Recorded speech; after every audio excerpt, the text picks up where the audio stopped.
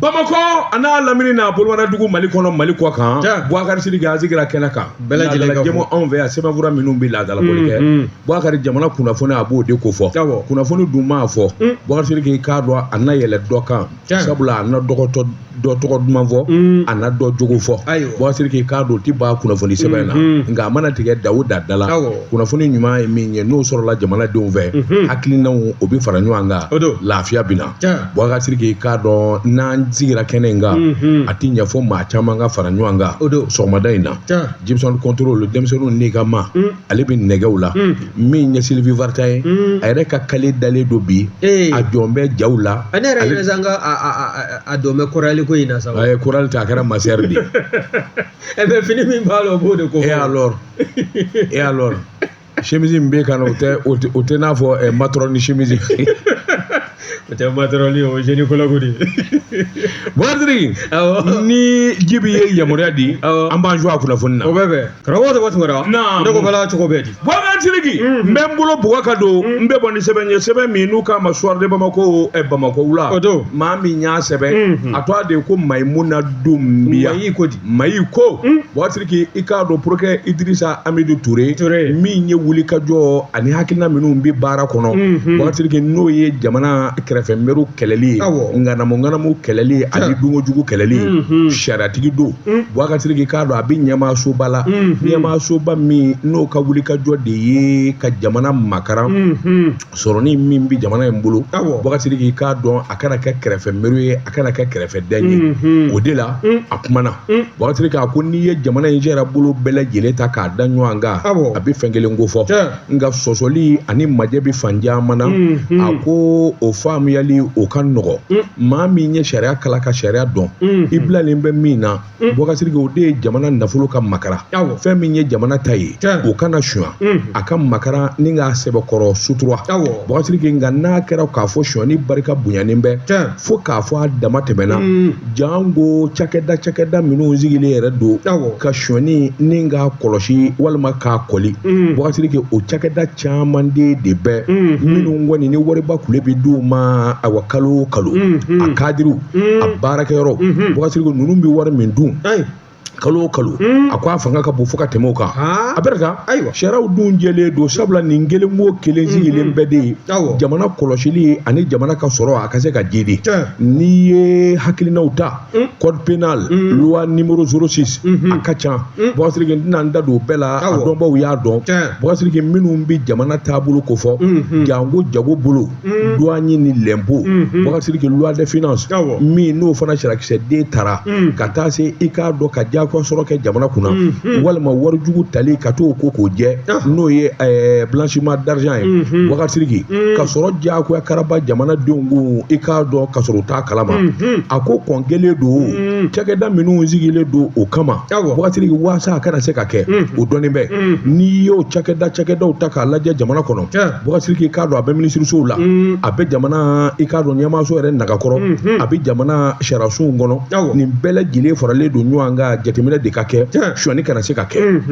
a ko n'i y'olu ta k'u lajɛ u ka yɔrɔ min ma contrôle général des services publics cellule d'appui aux structures contrôle de l'administration CASCA vérificateur général Boubacar Sidiki i k'a dɔn o clé ka taa se direction générale des marchés publics délégation service public DGMP Boubacar Sidiki autorité et régulation des marchés publics des délégations des services publics Boubacar Sidiki cellule nationale de traitement des informations financières CETIFO section des comptes de la Cour suprême Boubacar Sidiki hali ka danima nin bɛɛ lajɛlen cakɛda de min bɛ taa fara direction générale des douanes direction générale des impôts direction nationale du commerce et de la concurrence Boubacar Sidiki ani police judiciaire pôle national économique et financier tribunal de grande instance commune sabanan Boubacar Sidiki hali ka da ninnu ma ninnu bɛɛ lajɛlen sigira de jamana nafolo ani jamana sɔrɔ a bɛ se ka kana cogo min na nka ni dun y'a ta k'a lajɛ Boubacar Sidiki k'a dɔn service den caman bɛ ninnu na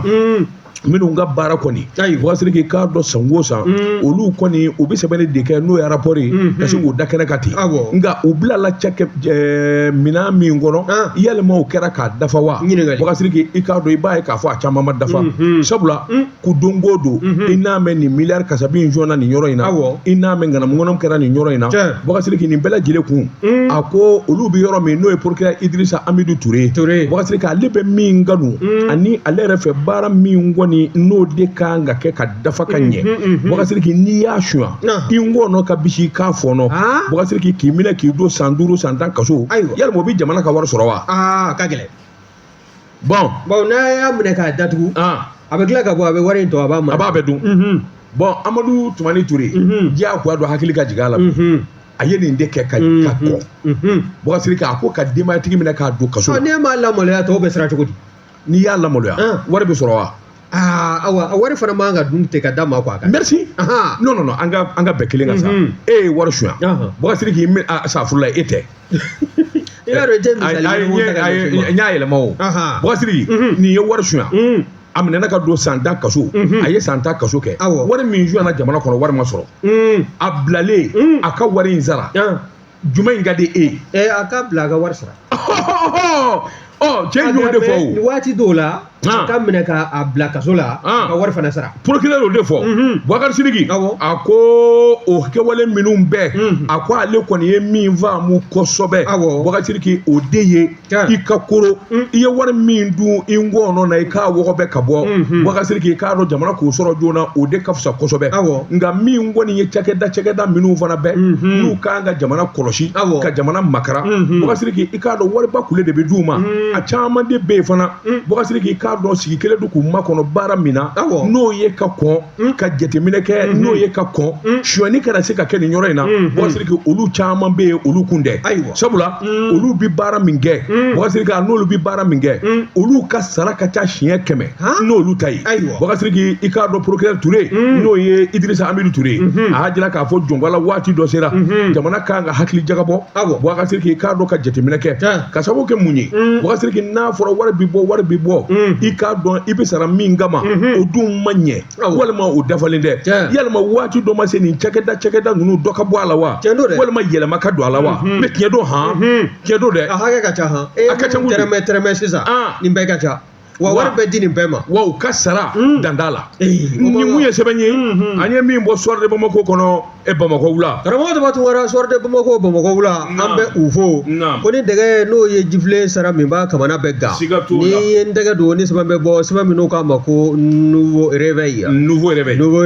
Jean Pierre James ni y'a ka fasiri ye i bɔra ka jɛrɛjɛkulu minnu kofɔ sisan n'o bɛ baara kɛ jamana to a la k'an ka nafolo ni ka o kɔlɔsi kɛrɛnkɛrɛnnenya la jɛkuluba min bɛ yen n'a bɛ wele ko direction générale des marchés publics et des délégations des services publics an k'a ma ko DGMP DSP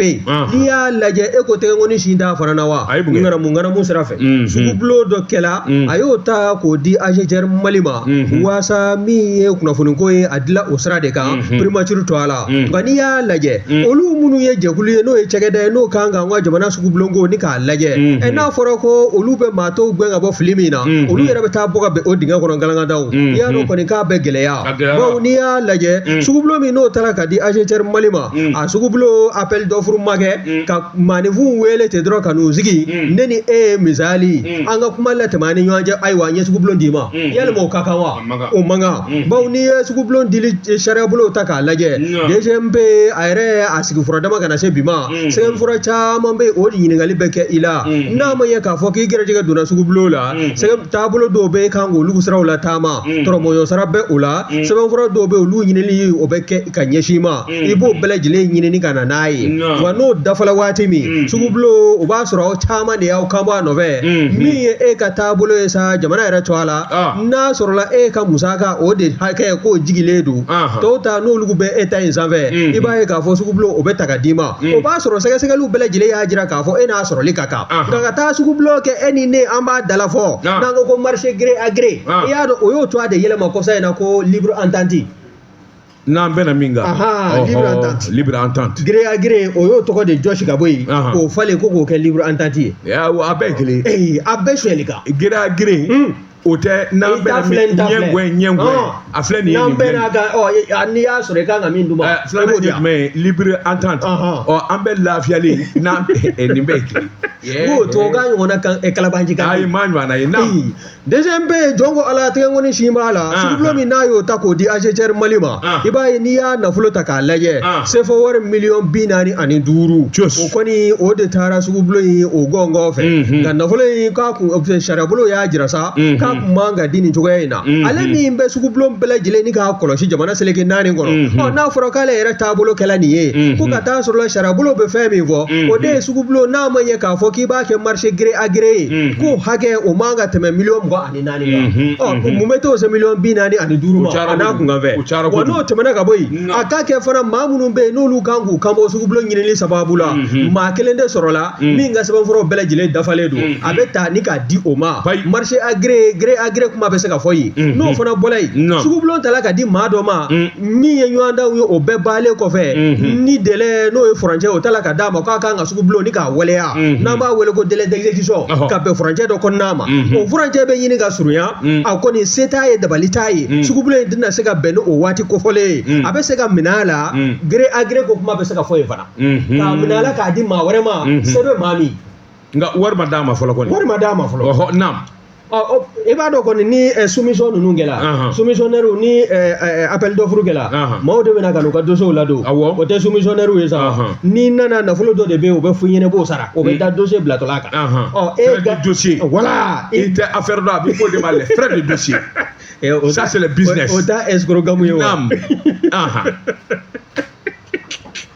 i y'o caman bila o b'a kalama m'a sɔrɔ de n'o tɛ je suis sûr e b'a sɔrɔ e ma caman wele min ye nin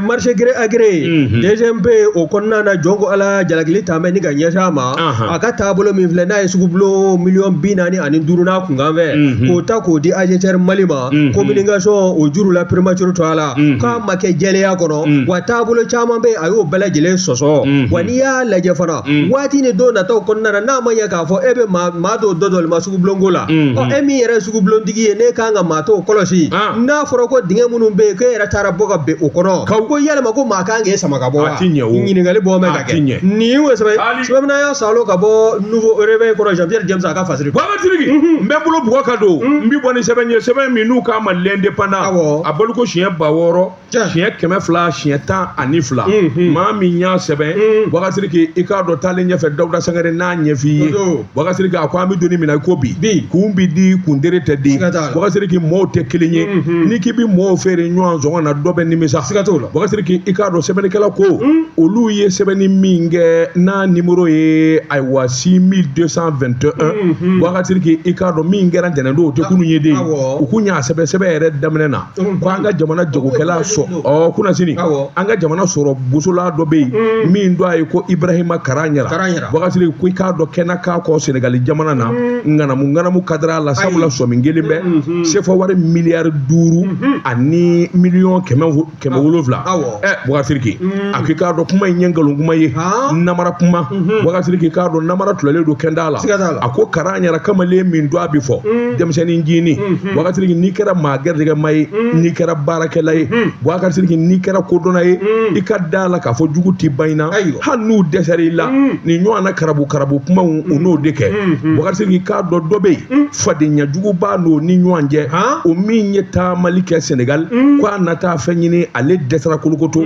ɲɛ bɛ Karaɲara la i k'a dɔn faamaw bɛ boli a nɔfɛ Senegalikaw bɛ boli a nɔfɛ ala ni a bɛ baara kɛ ka ɲɛ cogo min na sɛbɛnnikɛla ko Babatiriki k'a dɔn miliyari 159 Babatiriki k'a dɔn a y'o sugu bulo de kɛ dɔnni de b'a jɛ miliyari 200 la sɛbɛnnikɛla ko o bɛ ta ka di maa ma gansan Senegalikaw fɛ yen wa Babatiriki k'o tɛ kɛ a ko n'i y'a ye o kɛra Babatiriki a ye minnu kɛ ka kɔrɔ o de ɲɛna a ye minnu kɛ ka kɔrɔ o de nana ni danaya ye Babatiriki k'a dɔn a bɛ wuli ka jɔ kɛ fɛn caman na min ye fadenya ni juguya ye Babatiriki a k'i b'a ye k'a fɔ o de b'a kɔ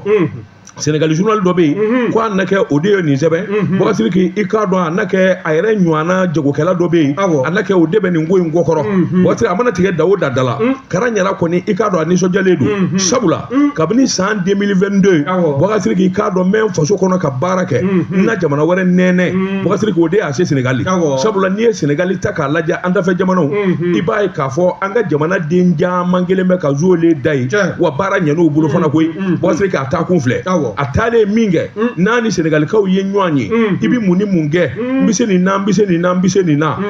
Bɔkasiri o yɔrɔ bɛɛ o tuma an n'a nɛ da i la k'i nɛnɛ u y'a sɔrɔ kamalen ka timi Bɔkasiri k'a dɔn o yɔrɔnin bɛɛ a nana cakɛda kura dɔ dayɛlɛ Sénégal jamana na Bɔkasiri ko min ma groupe Bama min bɛ wuli ka jɔ kɛ fɛn caman na n'o ye sokow ye Bɔkasiri k'a dɔn tajiko min ye sɔrɔsi minɛnw ye a bɛ na ni nin bɛɛ lajɛlen ka bɔ diɲɛ fan bɛɛ fɛ tuma min n'a ye baara kunfɔlɔw kɛ Sénégalikaw ko payi anw bɛ maa min ɲini jagokɛla la o ye e de ye o tuma ɛlɛn ni anw ka baara caman bɛ yen a bɛɛ lajɛlen na d'i ma ka se ka ko ɲɛ Bɔkasiri wari bɛ n yɛrɛ bolo a ye miliyari 5 ni miliyɔn 700 bɔ a yɛrɛ ka banki kɔnɔ Mali la ka taa n'o ye Sénégal sabula sinsin yɔrɔ ɲuman o bɛ jiri tigɛli nɔgɔya Bɔkasiri k'a dɔn a nana baara daminɛw na o miliyari 5 min bɔra ale yɛrɛ ka compte la ka taa o ŋanamu bɛ min a ka gɛlɛn halala wari k'a ta n ka banki kɔnɔ n bɛ taa baara dɔ kɛ miliyari 125 dira maa min ma ne ko miliyari 5 bɛ mun ɲɛ o la a ko i ye nin karabu kumaw ni nin nkalon kumaw ye Bɔkasiri a bɛ ten n'i ye cɛw dan bɛɛ i ka da la k'a fɔ i bɛ mankan mɛn i kɔfɛ Bɔkasiri i k'a dɔn nkalon sabula ale ka nin ŋanamu kuma ninnu hal'a delila k'a fɔ waati la fana ko min ye ayiwa Ibrahim Kara ɲɛna ko gɛlɛya b'a kɔ jamana kɔnɔ ani camancɛ fanga bɛ ɲɔgɔn na Bɔkasiri k'o bɛ kɛ cogo di maa min bɛ don ka bɔ la Bɔkasiri maa min bɛ taa ka segin la a sago n'a dungɔ la Bɔkasiri i y'a mɛn i bisira o k'a sɔrɔ i ye siranna ko de kɛ walima i ye nkalon de tigɛ Bɔkasiri a ko an bɛ don min na ko bi o tuma olu min kun ye nin sɛbɛn n'o ye indépendant ye a k'u seginna kan k'a sɛbɛn wa nkalon namara kuma Bɔkasiri foyi tɛ juguya kuma i k'a dɔn ayiwa min kɔni ye na se ka nin don a tiɲɛ ne taara nin dugu in na ma ɲɛ sɔrɔ ale dun ye ɲɛ sɔrɔ o tuma ne fɛɛrɛ kɛ k'a to a tiɲɛ walasa dugudenw ka banna Bɔkasiri mɔgɔw da k'a tɛ kelen sɛbɛnnikɛla ko a ko Ibrahima Kara ɲɛna Bɔkasiri an bɛ donni min na ko bi jamana in kɔnɔ sɔrɔ bosoli Bɔkasiri k'a dɔn sanni feere min ye marché a ko i k'a dɔn n'i ye jamana cɛkunbaw tɔgɔ fɔ a tɔgɔ kɔni bɛna maa sabanan kɔnɔ farafinna dafɛla in bɛɛ la Bɔkasiri k'a dɔn maliden a falen bɛ diɲɛ fan bɛɛ fɛ an ka nin jamana ninnu kɔnɔ Bɔkasiri k'a dɔn Takorowari i b'a sɔrɔ maliden bɛ yen minnu kɛlen bɛ ka ɲɛ sɔrɔ minnu kɛlen bɛ ka baara kologirin kɛ jamana kan ka t'u nɔfɛ Sese Kome Radisson Sheraton tigi tɛ wa u kan ka taa nɔfɛ a kana dɔ kɛ o mun y'a ta ye a ye dɔ kɛ yan ne hakili la a taara bolofara de bonya yen fan fɛ a ye bolofara bonya yen kamalen dɔ bɛ yen Ben Boktar o ye jɔnni a bɛ yen Abidjan o fana tun bɛ yan Bɔkasiri i k'a dɔn nin fana fan bɛ Abidjan Amadu Bayiba kunba bɛ yen a falen don dɛ donc i taara n'a ɲini nin fan bɛɛ fɛ e b'a dɔn ne ye kelen ne ye journaliste ye n ye animateur ye sisan i sɛbɛkɔrɔ kuma na parce que usurpation d'identité je vais porter plainte contre toi je retire je suis un animateur un pauvre animateur ne ni journaliste Seydou tɛ kelen Seydou ko k'ale ye journaliste ye n dɔgɔnin don n bɛ dugawu k'a ye n ka kalanden don n bɛ dugawu k'a ye maa y'a purukuta Ala k'a purukutu an bɛ faamaw deli u ka sabali ka hinɛ an na Bɔkasiri k'a dɔn fili i k'a dɔn a man jugu n'i y'a dɔn yafa kan ka kɛ an bɛ yafa deli Bɔkasiri n bɛ min kɔni f'i ye Abidjan Sénégal maliyɛn falen bɛ yen tewu u bɛ baara dɔn an kan k'u wele de u ka na u ka na kɛ jɔnni y'o kɛ u ma kɛ sa a fɔ ko awɔ ko k'u wele bani o wele kɛ n k'u wele wa awɔ wele nin kun ye sɛbɛn ye n k'u wele sa nin kun ye sɛbɛn ye an ye min bɔ indépendant kɔnɔ a ka bi bɔli la Sidiki bala cogo bɛ di karamɔgɔ dɔ tun kɔrɔ ko sɛntɛgɛ bɛ ta ka banabaatɔ min ka bana furakari nka n ka tebi tɛ masɔrɔ o la ni ye n tɛgɛ don ni sɛbɛn bɛ bɔ sɛbɛn minnu k'a ma ko Nouvelle Horizon Awa Suwayibu Tarawele nin y'a ka fasiri ye Gafu a ko gɛlɛya o bɛ anw ka kɛnɛyasow kɔnɔna na bi koyi n'i y'a ta k'a lajɛ kɛrɛnkɛrɛnnenya la a ye misali ta min ye Lafiyabugu CSRF o kɔnɔna ye n'i y'a lajɛ denbatigi dɔ jɔn ko Ala ale ye nin gɛlɛya sɔrɔ kununko wa a y'a kɛ ja ye ye ni k'a bila réseaux sociaux sanfɛla la min ye jamana ɲɛmɔgɔw kɛrɛnkɛrɛnyala ministre de la santé du développement social n'o ye colonel Asaba Jalo Touré ye a n'a ka maaw u k'a lajɛ dɔgɔtɔrɔ ninnu minnu n'o bɛ anw ka lapitanisow kɔnɔna na o m'a fɔ ko bɛɛ dɛ nka kelen-kelenw b'a la minnu mako tɛ maaninfinw na u mako tɛ u ka kɛnɛya na n'i y'a sɛbɛkɔrɔ lajɛ min ye an balaka in a ko k'ale sɔrɔla ka don Lafiyabugu PMI de kɔnɔna na n'o y'u ka CSRF kɔnɔna ye a bɛ taa n'a den farigana ka si min ye misiri ko k'a mago bɛ jɔnni na i b'a ye k'a fɔ ale kɔni wulila ale ko k'a ye magotigi ye a kɔni a y'i kun da Lafiyabugu CSRF kan waasa den in o bɛ se ka fura ɲini a ka kalaya la cogo min na gɛlɛya minnu b'a da la farikolo jangaro sababu la fura ka se ka sɔrɔ u la u se ye fo kana kɛnɛ ci i b'a ye k'a fɔ min ye yen CSRF docteurs ye n'o ye a kɛnɛya furakɛlikɛlaw ye u m'u kala don ɲina ka bɛn ni ale den lajɛli ye ale n'a ɲɔgɔnko caman de kun t'an bɛ yen ni ka taa u jɔ kɛnɛ in kɔnɔna na mun n'u somɔgɔw bɛ ɲɔgɔn na den ninnu kɔni u ma se ka furakɛli ko ɲuman u ma se ka o sɔrɔ dɔgɔtɔrɔ minnu bɛ yen olu taara dɔgɔtɔrɔ minnu sɔrɔ yen o dɔgɔtɔrɔ kɔni y'a jira sa k'a fɔ k'olu tun bɛ garidi la olu ye garidi ta ka su bɛɛ lajɛlen ban garidi la n'olu jiginna sa sɔgɔmadafɛmɔgɔw olu de kan ka yɛlɛ o sɔgɔmadafɛmɔgɔ minnu kan ka yɛlɛ olu tun ma baara daminɛ fɔlɔ olu fana nalen i b'a ye k'a fɔ min ye o maa kofɔlen ninnu ye jɔn ko ala u y'a jira k'a fɔ ko f'olu ka taa jamana jɔnjɔn de yɛlɛ n'o ye drapeau ye drapeau yɛlɛ ko n'u m'o baara bolo da u t'u tɛgɛ maga maa si den na kuma tɛ k'a fɔ k'u bɛ o furakɛ ko yalima ko dɔgɔtɔrɔya kɛn bɛ ka nin kɔfɔ wa maa minnu bɛ yen yamaruya tun man ka di olu ma hali n'a sɔrɔ olu sera garidi la sufɛ dugu jɛlen yanni sɔgɔmadafɛmɔgɔ ninnu bɛ taa drapeau yɛlɛ k'u bɛ na ko yalima yamaruya tun man ka d'u ma u ka u wasa don maaninfinw denw na wa k'u sɛbɛkɔrɔ furakɛ ka jangoro kunfɔlɔ k'a ta k'a bɔ u kan min ye an balaka nin ye a kɔni y'a jira sa k'a fɔ min ye ministre de la santé ko k'a k'i kɔfilɛ an ka lapitaniso ninnu na nin n'an ko ɲɔngo de b'a la ka kɛ maaw na zan kɔni se tɛ maa min ye bawo dɔgɔtɔrɔ min n'o ale bɛ ja in yɛrɛ la réseaux sociaux sanfɛ a kɔni kɛn bɛ k'a jira ko ni muso in n'a kɔrɔdɔlen don k'a ka taa kiliniki la ko ye centre de santé publique de ye ko privé tɛ non a filila kojugu m'a dɔn jangarotɔ walima o kɔrɔsigibaga n'o nana e min ye dɔgɔtɔrɔ ye baara damadɔ yɛrɛ de bɛ yen ko n'e b'o kɛ i bɛ kalide kɔnɔ sa e min ye dɔgɔtɔrɔ ye i b'a hakili sigi a banna hali n'a sɔrɔla minisiri bɛ nin fɔ a ka kuma bɛɛ kɔnɔ i bɛ banabaatɔ dɔgɔtɔrɔ yeli kan ka kɛ banabaatɔ ni lafiyayɔrɔ ye non hali n'a bɛna sa sisan banabaatɔ satɔ don dɔgɔtɔrɔ mana ye i bɛ yɛlɛ a kɔrɔsigiba fɛ a banna a bɛ nin min nɔgɔya sisan nin min nɔgɔya sisan ni fɛn jugu kɛ n'o taara kɛ kojugu ye jɔnkalaw n'aw tɛ se ka maaw makɔnɔ a ye taa fan wɛrɛ o man ɲi nin tɛ manamanakan ye nin tɛ fɔ naam min ye fasirikɛla ye n'o ye Awa Seyibu Tarawele a kɔni y'a jira sa k'a fɔ anw ka lapitanisow kɔnɔna na bi nin kɔrɔfɔ bɔ ka bɛn ani nin ja ka folofolo i b'a ye k'a fɔ maa caman kɔni nana ka na seriyali kɛ ko n'i taara lapitanisow kɔnɔna na bi foroba cakɛda ninnu na i b'a ye k'a fɔ an ka foroba lapitaniso ninnu n'o ye CSRF ani CSCOM ye fo ka taa se a taabolo wɛrɛw ma lapitaniso kumabaw fara ɲininiw kan dɔgɔtɔrɔ caman bɛ yen a ma fɔ k'a bɛɛ koyi nka caman de b'u la bi u mako tɛ banabaatɔw la wa min y'a sɔrɔla wari yɛrɛ tɛ e kunna wa e ta ɲɛ wɔɔrɔ bawo n'i y'a ta k'a lajɛ maa caman de n'a ka jankarotɔ bɛ taa n'o ye banabaatɔ kɔrɔsigibaa ye e ni ɲɛji bɛ don cogo min na e ni ɲɛji bɛ segin ka bɔ ten ministre de la santé n'o ye colonel Asaba Jalo Touré ye k'a ka nin ko lajɛ ni nin sera ka ɲɛnabɔ maaninfinw na dususuma sɔrɔ an ka lapitaniso ninnu kelenna bɛɛ lajɛlen kɔnɔna na wa min ye anw ka wasaden dɔ ye camanjɔrɔ fanga o kɔnɔna na n'o ye CNT conseiller dɔ ye Bitɔn Mamari Kulubali ale kɛlen ka kɔrɔfɔ in sɔrɔ a kɔni y'a jira sa k'a fɔ k'a bɛ weleweleda kan ta ka ɲɛsin ministre de la santé ma a ka fɛɛrɛ ni dabali tigɛ taabolo cɛjugu min n'o filɛ nin ye nin dɔgɔtɔrɔ ninnu na nin kɛnɛyaso ninnu kɔnɔna na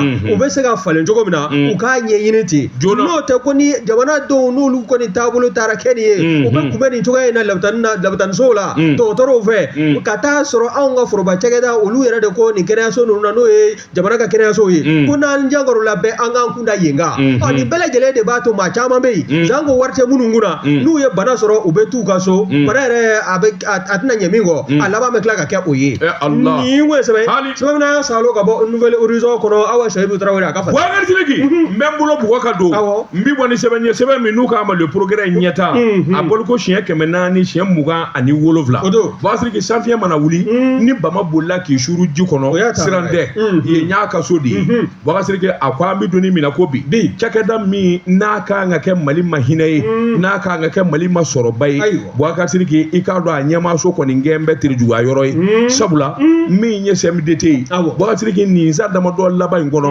a CMDT a ɲɛmaaso kɔni gɛlɛyara fo k'a fɔ k'a to ten maakura welela min ye Kulumege Danbɛlɛ Kulumage ne ko nin ye sa jumɛn Kulumege bamanan tɔgɔ de don sa Kulumege Danbɛlɛ miyanka tɛ Danbɛlɛ bɛ mana kɛ miyanka o ma nɔgɔ dɛ sira fila kɔni don n'a ma kɛ bɔgɔ ye miyanka don Boubacar Sidiki Kulumege Danbɛlɛ Boubacar Sidiki i k'a dɔn nin fana welela tuguni min kɔni kun bɛ yen u ma tɛmɛ kalo damadɔ kan Boubacar Sidiki k'a dɔn CMDT a gɛlɛyara a ɲɛmaaso gɛlɛyara fo k'a fɔ k'a to ten nka n'i ye ko ta k'a lajɛ Boubacar Sidiki i k'a dɔn cɛmancɛ fanga ɲɛmaa Asimu Goyita a kɔni b'ala ka maaden ɲini maa min n'o ye baara dɔn min bɛ se ka jamana lafiya kɔɔri ko la Boubacar Sidiki nin waati laban in kɔnɔ tuma bɛɛ i n'a mɛn ko ɲɛmaa kura CMDT la maa kura min nanen don Boubacar Sidiki yalima a bɔra min nin y'a ɲɛdɔn wa nin na se ka CMDT ta bala wa Boubacar Sidiki n'o tɛ fɔlɔ min kɔni a nana min nɔ na o welela don min an ye dunu ni bala ta an bɛɛ ko ayiwa sisan kɔni CMDT ɲɛmaa yɛrɛ sɔrɔla nin bɛna nin kɛ Boubacar Sidiki k'a dɔn kala damadɔ fuwari Boubacar Sidiki k'a dɔn ale ni dɔwɛrɛ ma taa to a tiɲɛ kɔ a ye kala damadɔ min kɛ foyi den kelen tɛ a ye min kɛ ɲuman na wa an ka kɔɔri balow bɛɛ lajɛlen jɛnina Allah ne kɔni ko a tere de Kucala ya ani zone a bɛɛ jenina o ye tere de ye Boubacar Sidiki sɛbɛnnikɛla ko a k'i k'a dɔn CMDT Boubacar Sidiki k'a dɔn a bɛ kɔɔri matarafali de kɔfɔ a sɛnɛni Boubacar Sidiki kɔɔri mana sɔrɔ fana i k'a dɔn a ka kɛ nafolo ye min ye sɛnɛkɛlaw ye Boubacar Sidiki ka taa se kɔɔri jagobaw ma nin bɛɛ lajɛlen nafa kan ka sɔrɔ n kalanna Boubacar Sidiki ni min ko dɔn tɛ kelen ye dɛ sɛbɛnnikɛla k'o de ka fɔ sabula min ye a bɔ ko k'a jateminɛ k'a ɲɛdɔn n kan ka nin de kɛ sɛnɛkɛ waati n kan ka kuma sɛnɛkɛlaw fɛ nin waati nin wari in de kan ka ɲini Boubacar Sidiki nin damada u k'o de ma ko management Boubacar Sidiki management n'i t'o dɔn bɛɛ Boubacar Sidiki f'i ye kalanni jɛ de kɛ ka n'i sigi Boubacar Sidiki a ko i k'a dɔn CMDT baara kɛli i bolo a bɛ gɛlɛya sɛgɛsɛgɛli ni jateminɛ k'a dɔn fanga bɛ nin yɔrɔ in na nin yɔrɔ in i k'a dɔn fanga tɛ nin na n kan ka wuli ka jɔ boloda ka se nin ma k'i sigi Bamakɔ climatiseur kɔrɔ i k'a dɔn kumaba fɔ walima ka kunnafonidilaw wele Boubacar Sidiki k'a dɔn ka nkalonbaw tigɛ a tɛ komi o san a bɛ i b'a fɔ ko n'i ye Karabugu mu a bɛ kɔgɔbolo bɔ wa ayi a t'o bɔ a tɛ komi o san o ma président wele ka taa n'a ye Kucala ko Mali ye bɛɛ ta e hakili t'o la dɛ hakili b'a la kama cɛ in de y'o kɛ o jeni i m'a daminɛ banabaatɔni an ka taa ko Mali ye bɛɛ ta ja bɛɛ taara k'an to n ko Asimu dusukasi b'a la han wallahi ma si bɛɛ lajɛlen jɛlen Asimu si jɛra kelen nin ɲɔgɔn na denmisɛnnin a si bɛɛ jɛra foyi tɛ hami kɔ n'a ye maa ma ta a mana da maa ma na o bɛ taa jigi waro Boubacar Sidiki sɛbɛnnikɛla ko a ko min ye CMDT jɔn wala kamalen kelen don a bi fɔ Boubacar Sidiki n'o ye Dirisa Keyita ye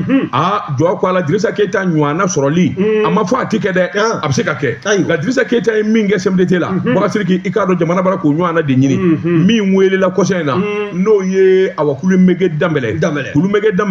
a ye sɛnɛ kɔni dɔn sabula karamɔgɔ don Boubacar Sidiki kabini bila ko tɛ i k'a dɔn a ye baara caman kɛ sɛnɛko la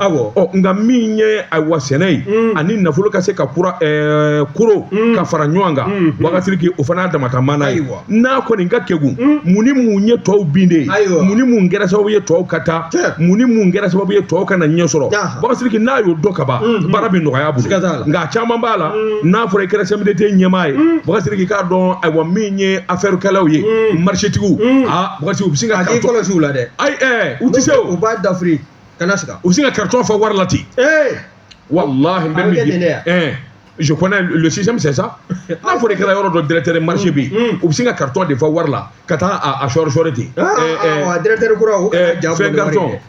jago carton in dɛ u b'o fa wari de la ten 100 millions bɛ se ka don jago carton bidon kumaba in 100 millions bɛ don o kɔnɔ je connais ne de ma deli k'a dɔw donni de ye e kɔni wari bɛ yɔrɔ wɛrɛ bi ne bɛ bɔ yen wa fandanden nanen Bamakɔ yan o kɛlen ka wari suma mɛ n bɛ bɔ yen ka taa mini i bɛ n fa wa maanifin gɛrɛsɛgɛ ɲini kojugu e bɛ taa bɔ kɔli sɔrɔli kan ne ti bi kɔli kan i bi parce que n tɛ in dama tɛmɛ voici le problème c'est ça baasi tɛ marché ɲininaw homme d'affaires u bɛ se ka carton in fa ten wari la ka taa di ma aya madame ni monsieur nana wala k'a ka worosɔngɔ in nin y'a ka essence o k'a bisimila k'a sɔrɔ foyi ma kɛ fɔlɔ e b'i ta o fɛ Boubacar fa y'i minɛ c'est fini n'o kɔni kɛra dɔrɔn c'est fini Moussa Mara da delila k'a fɔ ne ye quand il a été nommé premier ministre le décret bɔ yan'a ale ka se a ka so a taara sɔrɔ frigo kura climatiseur kura c'est-à-dire le mobilier u nana k'a bɛɛ changer k'a bɔ yen ka na ni groupe kura ye jɔnni y'o bila o la n tɛna nin ye de a ka lui il est arrivé à la maison ale ko nin mun ye fossomaw bɛ yɛlɛ muɲamuɲa yala muso dɔ bɛ yen o ye n yɛrɛ den ye k'u yɛlɛla ko non ko dafu de nana n'a ye a ye dafu wele ko nin nana ni e nana ni nin ye dalu jumɛn na k'a ko non ko c'est comme ça le système c'est comme ça si tu es nommé ministre premier ministre c'est ça an b'a falen a ko i y'a bɔ wari jumɛn in na jamana wari est ce que a bɛɛ sariya kɔnɔ ne yamaruyalen don ni nin ye a sɛbɛnnen de don k'a kan ka kɛ diyagoya wa a ko ni n bɛ taa misiri la ka na ni n sɛgɛra ka na a kelen sɔrɔ yan c'est ça parce que le système est tel que an yɛrɛ de bɛ ɲɔgɔn joro tant que o den ma bɔ yen o de la ne b'a f'i ye n'i kɛra faama ye i kɛra directeur ye i kɛra ministre ye ne bɛ kunfin kuma min f'i ye nkalon tɛ dɛ même le gardien à la porte a gɛn hali tabalintigi bɛ kɛ wallahi hali tabatigi bɛ sigilen don da la a bɛɛ gɛn ka bɔ yen affaire kɛla don n'i m'a gɛn toujours i tɛ ɲɛ sɔrɔ a la fiyewu nin kun ye sɛbɛn ye an ye min bɔ le progrès kɔnɔ ɲɛta karamɔgɔ dɔ b'a tun kɛra le progrès ne y'o bila min ye l'informateur ye kunnafonitigi ne bɛ o ta Yatara Ibrahima nin y'a ka fasiri ye a ko an ka taa banque pour le commerce et l'industrie du Mali an ka taa yen dɛ madame Aïdara Zeinabu Kureshi e ko o ma a gɛn wa n'i y'a ta k'a lajɛ madame Aïdara Zeinabu Kureshi ale sugandila ka kɛ banque a ɲɛmaaba ye san 2017 k'a minɛ o don a bilala maa min nɔ na a donni kama o de ye Seku Mamadu Bari ye o de tun bɛ banque ɲɛmaaya la o taalen kɔ min ye madame Haidara Zeinabu Kureshi ye ale sugandila ka bila Seku nɔ na Seku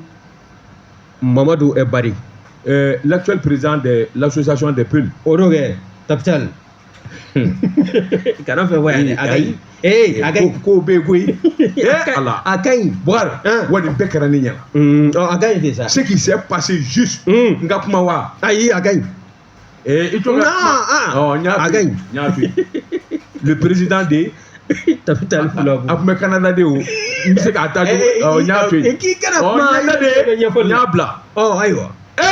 an bɛ jamana in kun don an bɛ maa caman dɔn koyi madame Haidara Zeinabu Kureshi ale de kun ye banque pour le commerce et l'industrie Mali ale de kun y'o ɲɛmaa ye bi in na e ko o ma a ta ni k'a da kɛrɛfɛ wa a bilala kɛrɛfɛ k'a gɛn ka bɔ a jɔyɔrɔ la k'a sabu kɛ min ye nafolo ye sɛgɛsɛgɛliw juru la nafolo dɔ kɔni o wo taara ye banque Wagande kɔnɔna na min kɔni b'a la ka ɲini halisa a ma ye n'i y'a sɛbɛkɔrɔ lajɛ sɛgɛsɛgɛliw kɔni y'a jira sa k'a fɔ min ye jeune opérateur économique ye n'o ye denmisɛnnakaw ye sɔrɔ bosobaw la olu caman kɔni de sɔrɔla ka don muso in ka banque in kɔnɔna na ka taa juru ɲini o juru ɲinilen kɔ e ko caman seginna ka na juru in sara de kɔrɔfɔ in bɛ o de nɔfɛ wa maa dɔ bɛ nin jeune opérateur économique fana na hali n'a sɔrɔla o m'o ka société to a fɔ ale ka baara yɛrɛ sinsin bɛ fɛn min kan i bɛ o dɔn wa o de ye taji tajiko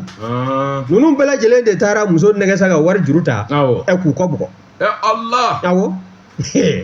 jamana in jagɛlɛnw bɛ yen koyi u tɛ siran kuma si tɛ cɛ min ye madame Haidara Zeinabu Kureshi ye banque pour le commerce et l'industrie du Mali u kɔni jɔn ko ala bibi in na maa wɛrɛ de kɔni ɲɛmaw olu b'a fɛ ka o sugandi wa maa min n'o to a bɛ ka na hakiliw ni daw la o de ye Karimu Bagayɔgɔ ye o Karimu Bagayɔgɔ fasirikɛbaa ka fɔ la n'o ye Ibrahima Yatara ye l'informateur kɔnɔna na o kɔni y'a jira sa k'a fɔ maa don maa min ni danaya kan ka d'a kan bawo a ye jɔyɔrɔkunba caman kɛ wa banque siratigɛ kɔnɔna na a bɛ siramisɛnw fara kumaba kan a bɛ caman dɔn a la wa n'i ye a lajɛ fana min ye nin banque in ka a ka Wagande o ka choix nafolo o ka tunu projet dɔ bɛ yen banque mondiale n'o kɛ jɔn bɛ o kɔrɔ n'o bɛ wele ko PADEL o PADEL n'i y'o fana ka kɔrɔfɔ lajɛ o kɔni kɛ bɛ ka ŋunuŋunukan ni funufunu caman kɔni wuli ka ɲɛsin banque in ma nin ye sɛbɛn n'a y'a salo ka bɔ l'informateur kɔnɔ Ibrahima Yatara a ka fasiri don Sidiki mbe bolo buwa ka do mbi boni sɛbɛn min n'u k'a ma l'indépendant a bolo ko siɲɛ 600 siɲɛ 17 maa min ɲɛ sɛbɛnni in kɛ a tɔgɔ de ko Yusufu Kamara Baba Sidiki kana sira faden ye wari bɛ min bolo sira faden ye min bi marali kɛ Baba Sidiki a ko décembre kalo tile 30 Baba Sidiki i k'a dɔn o ye san laban ye min ye jatedenw ye ani wari kasabi sɔrɔta walima bɔta walima juru min bi jamana na a ɲɛ bi dɔn Baba Sidiki n'i y'a mɛn PIB o n'a nɔna bɛɛ o ka ca i ka se ka faamuyali kɛ an bi donni minɛ ko bi Baba Sidiki k'a dɔn Mali ka sɔrɔ k'a sinsin voilà bon n'i y'o fɔ Kuvi o bɛ mun d'o la o de ye sɔrɔda bolo minnu bɛ jamana kɔnɔ jamana kɔ kana tɛ dɛ jamana kɔnɔna na olu bɛ wari minnu sabati ka fara ɲɔgɔn kan an k'an sinsin o kan o bɛ nafa min se jamana ma taa bɛ se o de ma. Excuse-moi de te poser la question. Tu as fait quelle sorte d'études? J'ai fait des études de droit. Ah, tu as fait des études de droit. Ça, c'est l'économie. Au B, droit, fanana. Le droit est bolo fara fila ye. Soit i bɛ taa droit public la, soit i bɛ taa droit privé la. E ye jumɛn kɛ? Wa min ye fɛngɛ économie fana ye o fana bolofara bi. O bolofara bi. I y'o bɛɛ kɛ. Ka maninfin jɔ k'a kiiri. N y'o de kalan. Walima n'i t'o fɛ ka kɛ fonctionnaire international ka to ka yaala avion ni ɲɔgɔn cɛ jamana kɔnɔ. Jamana to a la. E na dɔ kɛ Jakarta ka yan. Ni cɛ in tɛ maa yɛrɛma ye. A ŋaniya ma ɲi. I yɛrɛ fɔ la. Toi, tu as fait droit public. Mais tu as fait droit. O ma e bɛ n'o salo ka bɔ ne na wa? Ka kɔmɔ ni minɔgɔ k'u ka n ka diplôme ɲini ka bila n kunna n y'o de kɛ. I ko i fa de ye to ekɔli la. E ka damanfɔ n'i ka soliyo wele la waati min na o y'a sɔrɔ ne bɛ kɔngɔ minɛ na ba sanfɛ. Baba Sidiki kuma bi kɔfɛ sɛbɛn.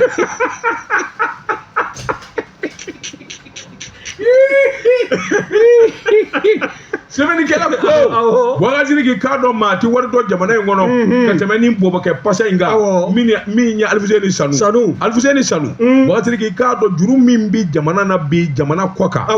Baba Sidiki ani o sanj'a la juru min kun bi jamana na jamana kɔ kan n'i y'u da ɲɔgɔn ma bi i kamana bi guwa Alfuseni Sanu bɔbɔkɛ pasa yalima suba don wa yalima dɔnnikɛba don Baba Sidiki a ko an ka juru de jiginna maa o maa n'i ka yɛlɛma hɔrɔnya sɔrɔ Baba Sidiki o b'a sɔrɔ maa tɛ ka fɔ i sigi yan i bɛ maa o maa ka to dun i se ka tiɲɛ f'o ye Baba Sidiki a ko jamana in kɔnɔ a ko wuli ka jɔ ni jateminɛ an k'an banba an yɛrɛ ka sɔrɔ ani min bi sɔrɔ an ka jamana denw na o de bɛ kɛ sababu ye min b'a to jamana yɛrɛ Baba Sidiki a bɛ bɔ a kolo la a ko wuli ka jɔ ni jateminɛ na Baba Sidiki an bɛ kule ni jamana caman ye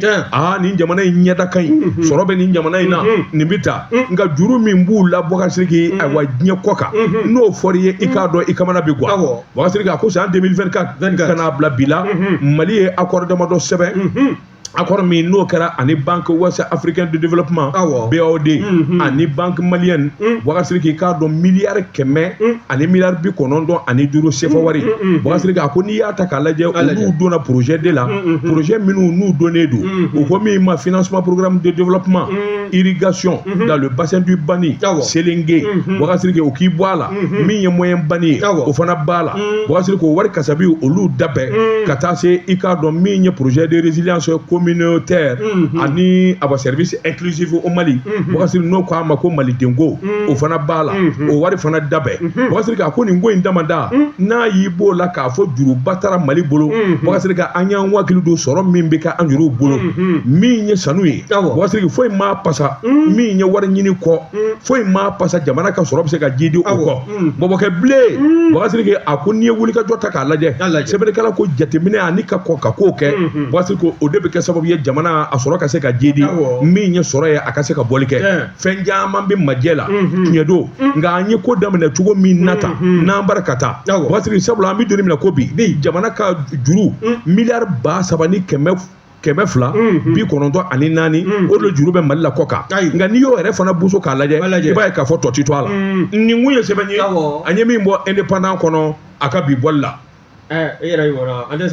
sɛgɛrɛ ɲɔgɔn kuma tɔ t'i yɛrɛ la bi a kuma i sɔn ka teza n bala cogo bɛ di karamɔgɔ tɔgɔ tugara an taara n nana dantigɛli wɛrɛ tɛ o la n'i ye n tɛgɛ don ni sɛbɛn bɛ bɔ sɛbɛn min k'a ma ko Bamako Info Bamako Info Mohamed Jakite nin y'a ka fasiri ye a ko min ye Banque of Africa ye bolofara min n'o bɛ faso Maliba kɔnɔna na e ko sɔɔni a tɛ datugu wa ka sabu kɛ fɔ tu cogo di e ka wari bɛ ye o tɛ kuma ɲuman ye dɛ o ye maa minnu ka wari bɛ ye sa kɛ Bamako Bank of Africa ka datugu a bɛ datugu mun y'u sɔrɔ a sabu kɛ aw juru talanganaw kɛ aw ta bɛ banki dun k'a bɔ ka bin la yila o man ɲi dɛ min ye kɔrɔfɔ in a sɛbɛkɔrɔ fɔlɔfɔlɔ la Abidjan de ye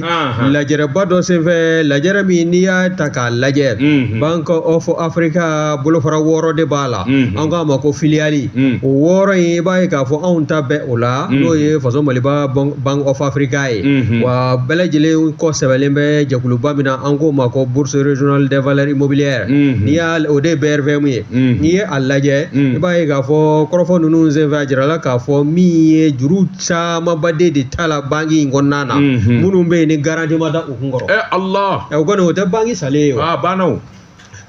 des crédits sans garantie voilà bon n'o fana bɔla yen i b'a ye fana k'a fɔ min ye actionnaire ye olu fana y'a jira k'a fɔ client caman bɛ yen olu kɔni u nisɔngoyalen don k'a sabu kɛ n'i kɔni ye sen ta ka nin banki in bɔnna ko kɔsago n'o ye Bank of Africa ye i b'a ye k'a fɔ min ye dusukasi ye o dɔrɔn i b'o de sɔrɔ banki kɔnɔna na o kɛra sabu ye maa caman k'i ka compte datugu ni ka taa banki wɛrɛ la n'o fana bɔla yen i b'a ye fana k'a fɔ min ye sanga n'a ka waati misali ni ne mago bɛ miliyɔn sigiyɔrɔ yirika dɔ la sisan ni n taara ni n ka compte bɛ yen ko n bɛ taa o labɔ i b'a sɔrɔ o wari tɛ sɔrɔ yen a bɛ fɔ ko liquidité tɛ yen non ça c'est pas bon pour une banque n'o fana tɛmɛna ka bɔ yen i b'a ye fana k'a fɔ min ye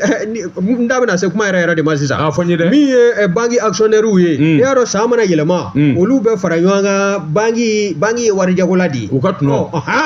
ko dividende o min bɛ tila dɛ hali n'i y'a ta k'a lajɛ fo bi n'a ka bi olu m'u ta sɔrɔ fɔlɔ nin de ye kuma tiɲɛ ye nin de ye kuma tiɲɛ hali san o san u tɛ ka tɔrɔmɔɲɛni min da anw ma n'o ye contrat n'u ye an zan fila ye nin ye u dɛsɛra o kɔrɔ kuma tiɲɛ de ye nin ye kɔrɔfɔ de ye nin ye a binna de banki binna de min ye Bank of Africa Mali ye jɔn ko ala bi bi in na kɔni a ka musaka sɔrɔta san 2024 n'an ko ko PNB n'i ye o lajɛ o bɛ ti o taari jɔ sɛfo wari miliyari 36 a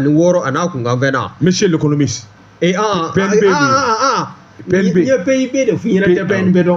kana kuma don na dɛ fɔta nam fɔna ye Buwa wele o la Buwa de bɛ dɔ dɔn banki ko la Buwa jumɛn Buwa kelen kɛ directeur général de la radio il a fait quoi il a fait l'économie a ye économie de kɛ ah bon ka tila ka taa stage kɛ agence principale BDM Abdourahmane Diakité a ye stage kɛ yen de ah bon o tuma e de ye Buwa ka jelikɛ ye sisan sisan jelikɛ ta a ka funɛkɛ de o tuma Allahu Akbar anw tɛ foyi dɔn banki ko la bɛɛ ni jɔyɔrɔ don Mori bɛ n'a jɔyɔrɔ don naam n'i y'a lajɛ min ye Mali ka nafolo min sɔrɔla ka fara ɲɔgɔn kan 2024 kɔnɔ o de ye sɛfo wari miliyari 36 n'a kunkanfɛn ye nka n'i y'o sanga jamana tɔw Bank of Africa ma i n'a fɔ min ye Benin ta ye Benin o kunkan o ta o sɛbɛkɔrɔ ka girin kosɛbɛ wa n'i ye a sanga fana min ye Burkina fana ta ye o fana bɛ a ɲɛ i y'a dɔn Côte d'Ivoire kuma tɛ o sɛfo wari miliyari yirika o caman o de farala ɲɔgɔn kan waasa k'o tila banki actionnaire ni ɲɔgɔn cɛ nka min ye anw ka Bank of Africa ye Mali kɔnɔna na yan halisa actionnaire m'u ka dividende sɔrɔ n'o de y'u ka tɔrɔmɔɲɔ min n'o kan k'o tila ni san kun jɛla ça c'est trop nin kosɛbɛ suma min na y'a salo ka bɔ Bamako info kɔnɔ Mohamed Diakité a ka fasiri don Bakari Sidiki n bi bɔ ni sɛbɛn ye sɛbɛn min n'u k'a ma le pays jamana min ye san 11 bɔli a bɔli ko siɲɛ 1000 siɲɛ 536 o ye dɔ kɛ maa min y'a sɛbɛn Bakari Sidiki k'a dɔn fasiriso a ɲɛmaa so Bakari Sidiki Mali douaniers ka baara bilama u bɛ ɲini ka kɛ kabako ye sabula i k'a dɔn foyi tɛ pan jamana in kunna bilen walima k'i b'i dɛn ka bɔ ni fɛn ye Bakari Sidiki sariya ma jɛn ni min ye ko douaniers tɛgɛ tɛ da i kan don o don i bɛ kuma kura mɛn min ye Bamakɔ mɛkalo tile 26 tɛmɛnen Bakari Sidiki i k'a dɔn douaniers ka keguya a n'u ka baara ɲɛdɔn ani filɛli ani jateminɛ sunate Bamakɔ aéroport Bakari Sidiki dɔ filɛ k'i dɛn min ye euro wari min ye 500 a n'a kunkanfɛ n'i y'o calculer CFA la o ka ca dɔɔni dɛ Bakari Sidiki i k'a dɔn k'i dɛn k'o bila minɛnw kɔnɔ k'a n'o bi bɔ o dun kɔni don ni wari bi bɔ Bɔsiri k'a ɲɛ de bɛ fɔ wari bɛ tɛmɛ banque ni banque nka warijɛ i k'a dɔn k'a fɔ i b'o de kun o k'i kun a tigi kun bɛ bɔ Mali kɔnɔ ayiwa a kun b'a fɛ k'an dafɛ dugu in dɔ de sɛgɛrɛ Bɔsiri k'o yɔrɔnin bɛɛ jaw kelen bɛ ka cɛ dɛmɛ kabini a bɛ ko in jateminɛ yɔrɔ min fo kana se Bamakɔ aéroport la a se u ye tɛgɛ k'a kan Ngami bon kɛ pasa ministre de l'économie des finances a ye min ni min fɔ wari ɲininaw ye i b'a dɔn ni e ko combien ko 500 combien 580 150 euros 580 000 150 euros ça fait combien a ka ca dɛ CFA wari miliyari 300 ani 79 a fɔ miliyɔn 300 79 n'o tɛ miliyari 300 a t'o bɔ miliyɔn 300 ani 79 a n'a kun ka fɛ Bɔsiriki kamalen tun b'a fɛ ka bɔ n'o ye nka siya min don o m'o fɔ cɛ don muso don o m'o kɔni fɔ Bɔsiriki i k'a dɔn kunnafoni in da directeur général tulo kan Amadu Konatɛ a yɛrɛ tɛ jamana na a ko ale ye nin de fɔ Bɔsiriki k'o kan ka kala kilasira min fɛ jateminɛw kan ka kɛ min kan Bɔsiriki a ko jɔnwala wasara ministre min bɛ nafolo kunna Alfuseni Sanu Bɔbɔkɛ pasa a ko a wasara Bɔsiriki nin b'a jira k'a fɔ Mali i k'a dɔn womisɛnni minnu bɛ yen a bɛɛ lajɛlen bara ka girin ko kuma bɛɛ k'i janto i yɛrɛ la fɔlɔfɔlɔ an kun bɛ sɔn min ma Simo bɛ dɔ fɔ a ɲɛna o nkɛ Simo ayi ale kɔni ko a ye baara fin dɔrɔn nin kun ye sɛbɛn ye an ye min bɔ ayiwa le pays kɔnɔ jamana karamɔgɔ tɔgɔ Tunkara jamana nin bɛ dasi an ka bi don kibaru la o kɛra Bɔsiriki anw m'an kɔ kɛ nakɔ kɔlɔni kɔ ye ma an b'i ye kɛnɛ ka sabukɔrɔ bi bɔ k'olu lakali an bɛ foli min ye Gibson ye ale tun bɛ nɛgɛw la jaw i k'a dɔn Sylvie Vartan ale labanna k'a to Ahmed Jagide bolo min ye kunnafoni sɛbɛnw galani ye Boubacar Sidiki Daba Tunkara a k'an bɛn sini ni Ala sɔnna sɛbɛnfura kɔrɔ bi bɔ an b'i ye kɛnɛ kan k'olu lakali jibi baara ɲɛna wa